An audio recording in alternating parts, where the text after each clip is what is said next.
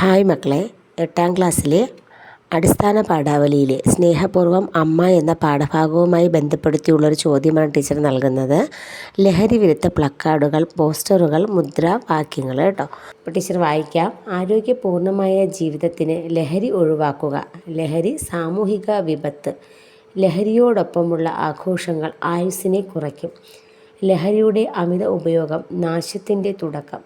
ലഹരിയോടടുക്കുന്നവൻ കുടുംബത്തിൽ നിന്നും അകലുന്നു. ലഹരി ഇന്നിൻ്റെ സന്തോഷം, നാളെയുടെ ദുഃഖം. വേണ്ട വേണ്ട ലഹരി വേണ്ട, വേണം വേണം ആയുസ്. മദ്യവും മയക്കുമരുന്നും ഒഴിവാക്കൂ, ജീവിതത്തെ ലഹരിയായി കാണൂ.